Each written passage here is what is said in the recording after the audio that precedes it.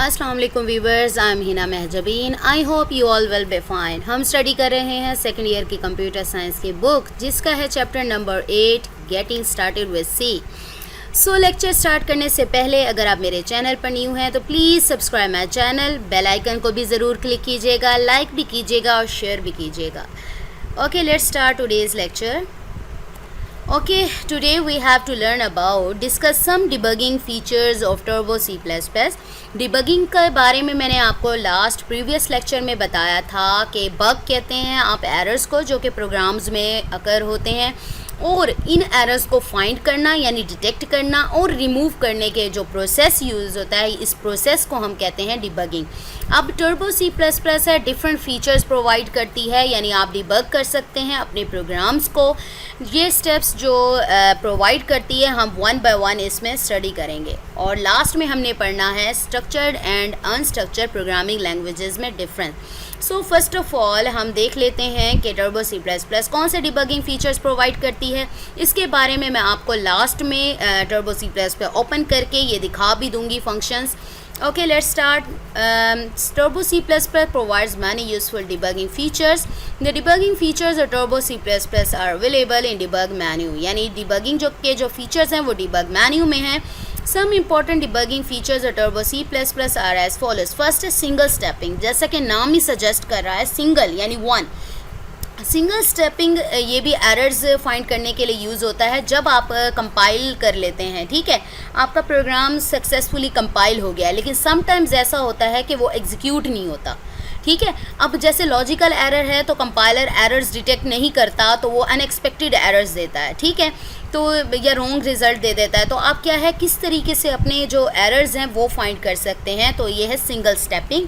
इसमें आप इस स्टेप को यूज़ करते हुए आप जो डिबगर है वो क्या करेगा, आपका जो प्रोग्राम है उसकी वन लाइन को वन टाइम पर चेक करेगा बाय एग्जीक्यूट करते हुए, यानी वन लाइन को वन टाइम पे एग्जीक्यूट करेगा। आपका मतलब इसको एग्जीक्यूट कर लिया, फर्स्ट लाइन में कोई एरर नहीं है तो उसको एग्जीक्यूट करके नेक्स्ट लाइन पर चला जाएगा, फिर उसको एग्जीक्यूट करेगा, अगर कोई एरर नहीं है तो नेक्स्ट लाइन पर चला जाएगा। हाँ, अगर कोई एरर आ जाएगा तो वहाँ पर ये क्या हो जाएगा, स्टॉप कर देगा।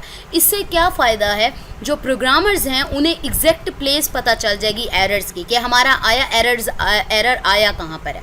ये मेरे ख्याल में जो ज़्यादा अच्छा तब होगा, यूज़फुल तब होगा जब हम लॉजिकल एरर्स का पता नहीं होता ना, होल प्रोग्राम को देखना पड़ता है। ठीक है, तो इसको हम लॉजिकल एरर जब आ जाए हमारा, तो इसके लिए भी सिंगल स्टेपिंग को यूज़ कर सकते हैं। ठीक है, चलिए थ्योरी पढ़ लेते हैं। प्रोग्राम में not execute even if it has be compiled successfully, यानी कंपाइल हो जाए, एग्जीक्यूट नहीं होता समटाइम्स।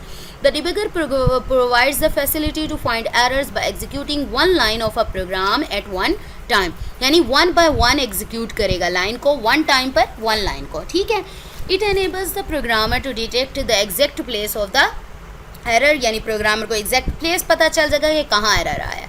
ठीक, नेक्स्ट है हमारा क्या प्रोसीजर है, ये प्रोसीजर मैं आपको ओपन करके दिखाऊंगी, लेकिन लास्ट में the following procedure is use to execute the step at a time with single stepping.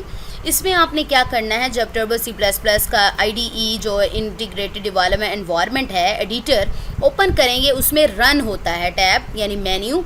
उसमें मेन्यू में जाकर ये जो इसका रन का सब मेन्यू है उसमें ट्रेस इनटू आपने प्रेस करना, क्लिक करना है, या फिर आप डायरेक्टली प्रेस F7 कर सकते हैं, ये सिंगल स्टेपिंग जो फीचर है इसको यूज़ करने के लिए। ठीक है, ये कंप्लीट हो गया। नेक्स्ट हमारा जो डिबगिंग फीचर है वो है वॉचेस, वॉच या वॉच एक्सप्रेशन। ठीक है, ये किस लिए यूज़ होता है कि जब एग्जीक्यूट करता है आपका प्रोग्राम, उसके दौरान आप लोग अपने जो वेरिएबल्स हैं उसकी वैल्यू को चेक कर सकते हैं कि एग्जीक्यूशन के दौरान वेरिएबल की वैल्यू किस तरह से चेंज हो रही है। ठीक है, ये क्या है, इसको यूज़ करने के लिए आपको यूज़ करना पड़ता है इन वॉच या वॉच एक्सप्रेशन के साथ। आपको जो सिंगल स्टेपिंग ये जो मैंने अभी बताया है ट्रेस इनटू वाला, ये जो फर्स्ट प्रीवियस हमने पढ़ा है, इसके साथ इन वॉच एक्सप्रेशन को या वॉचेस को यूज़ करना होता है। ठीक है, प्रोसीजर नेक्स्ट पे पढ़ेंगे, पहले इसकी स्टेटमेंट्स पढ़ लेते हैं। द वॉच और watch expression is use to check the value of the variable as the program execute. जैसे ही प्रोग्राम एग्जीक्यूट करता है, वेरिएबल की वैल्यू को चेक करने के लिए इस्तेमाल होता है।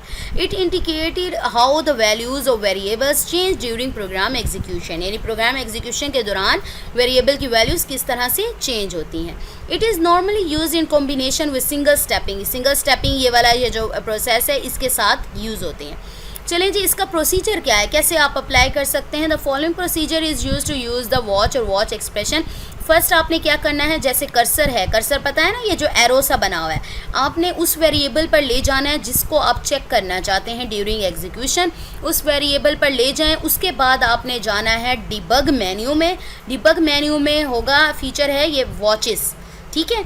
वॉचेस को जैसे ही क्लिक करते हैं तो उसका सब मेन्यू निकल आएगा, ये मैं आपको लास्ट में दिखाऊंगी, ठीक है। सब मेन्यू निकल आता है, उसमें ऐड वॉच करना है आपने और ओके प्रेस कर लेना है या फिर कंट्रोल F7, ठीक है। तो जब ओके करेंगे आप लोग तो उसके बाद एक डायलॉग बॉक्स अपीयर होगा, द सिलेक्टेड वेरिएबल, और उस डायलॉग बॉक्स में जो वॉच एक्सप्रेशन फील्ड है उसमें आपका जो वेरिएबल है जो आपने सेलेक्ट किया है या कर्सर जहाँ था वो अपीयर होगा, ठीक है। नेक्स्ट फिर आप लोगों ने अपेयर हो गया आपका वेरिएबल, तो आपने क्लिक ओके कर देना है या फिर एंटर कर दें, ठीक है। एक न्यू विंडो अपेयर हो जाएगी जो कि आपका जो बताएगी कि जो आपने सेलेक्ट किया है ना सिंबल वो अनडिफाइंड है। अब इसको डिफाइंड बनाने के लिए आपको जो स्टेपिंग, जो सिंगल स्टेपिंग है ना, तो वो प्रोसीजर यूज़ करना पड़ेगा, फीचर यूज़ करना पड़ेगा। वो मैंने आपको बताया था, जैसे रन में जाना है आपने ट्रेस इनटू करना है या फिर प्रेस कर दें F7 सिंगल स्टेपिंग को। तो अब जो वैल्यू है सिलेक्टिव वेरिएबल की वो वॉच विंडो में अपेयर होना शुरू हो जाएगी, ठीक है। ये इसका प्रोसीजर है, इसको अभी इतना ज़्यादा डीपली नहीं करवा रही, इसलिए कि जब ये नेक्स्ट लेक्चर्स में आपके जो प्रोग्राम्स वगैरह राइट करवाऊंगी उसमें यूज़ होगा तो मैं आपको इसके बारे में डिटेल में ज़्यादा बताऊंगी, ठीक है, और अप्लाई भी करके दिखाऊंगी। नेक्स्ट है ब्रेक पॉइंट्स। ब्रेक पॉइंट क्या है, ब्रेक से पता ही चल रहा है कि कहीं पर स्टॉप करना। ब्रेक पॉइंट किस लिए यूज़ होता है कि आप जो प्रोग्राम का कोई भी हिस्सा यानी ले लें, उसका पार्ट आप मार्क करते हैं, ब्रेक पॉइंट जहाँ तक लगाएंगे तो आपका प्रोग्राम वहीं तक एग्जीक्यूट होगा, यानी ब्रेक, फिर उसके बाद स्टॉप हो जाएगा, ठीक है। तो क्या होगा, ये भी इसीलिए यूज़ होता है, यानी आप लोग आगे देख सकते हैं कि किस लाइन में आपके एरर्स हैं, उस लाइन को एग्जीक्यूट, जो पार्ट आपने मार्क किया है ब्रेक पॉइंट्स के ज़रिए वो एग्जीक्यूट हो गया, अगर तो वो एग्जीक्यूट होता है, ठीक है, आपका ठीक है आपका प्रोग्राम, ठीक है। तो आपको आगे जो लाइंस है उसमें देखना पड़ेगा कि कोई एरर तो नहीं है, एरर चेक करने के लिए है ना ये, ठीक है, डिबगिंग के लिए। तो अगर वहीं उसी पैराग्राफ में जिसको एग्जीक्यूट कर रहा था, जो मार्क किया है, ब्रेक पॉइंट लगाया जहाँ पर, वहाँ पर अगर आपका कोई एरर आ जाता है तो वहाँ पर आप करेक्ट कर सकते हैं, यानी रिमूव कर सकते हैं एरर को, ठीक है। यानी आपको पता चल गया कि किस जगह पर, यानी इसी पैराग्राफ में मेरा एरर आ रहा है, ठीक है। A break point is use to mark a part of program where program execution stop. The program executes all statements up to the break point and then stops, ठीक है। जहाँ ब्रेक पॉइंट है वहाँ तक एग्जीक्यूट करेगा और फिर stop कर देगा। तो उसी पॉइंट पे यूज़र क्या कर सकता है, अपने जो watches window by single stepping जो प्रोसेस है वो रिमेनिंग पार्ट, इस प्रोसेस को जो वॉचेस हमने यूज़ किए हैं और सिंगल स्टेपिंग यूज़ की है उसको यूज़ करते हुए बाकी जो रिमेनिंग पार्ट है उसको चेक कर सकता है कि उसमें एरर्स हैं या नहीं है, ठीक है। अब उसका प्रोसेस भी वो नीचे बता रहा है।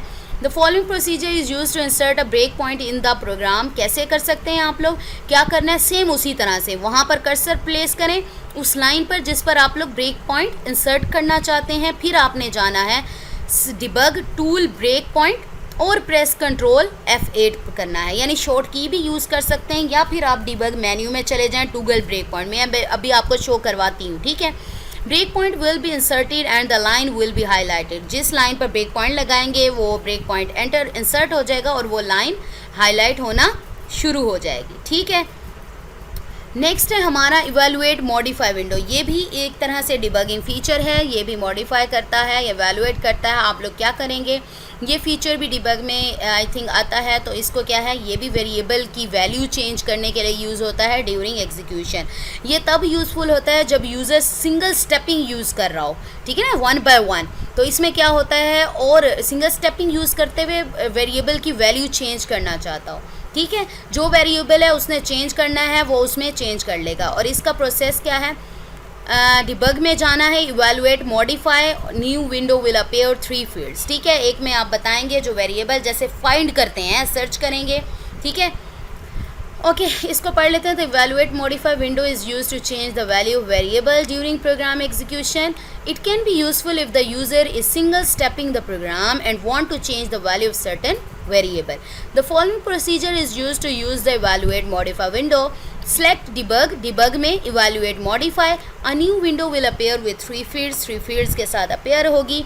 आपने क्या करना है, एंटर करना है वेरिएबल का नेम जिसको आप एक्सप्रेशन फील्ड में मॉडिफाई करना चाहते हैं। मॉडिफाई करें, न्यू नेम राइट करें न्यू वैल्यू फील्ड में, तो आपके जो थर्ड फील्ड वो रिजल्ट है वो आपकी क्या है, वेरिएबल को चेंज करके शो ऑफ कर देगा। ठीक है, ये मैंने आपको बता दिया। चलें जी, हमारा ये तो कंप्लीट हो गया। डिबगिंग फीचर्स टर्बो C++ में पढ़ लिए। अब है स्ट्रक्चर्ड एंड अनस्ट्रक्चर्ड प्रोग्रामिंग में difference. What is difference between unstructured programming and structured programming languages. चलिए जी, फर्स्ट तो है हमारा अनस्ट्रक्चर प्रोग्रामिंग। थ्योरी पढ़ने से पहले ओवरव्यू दे देती हूँ।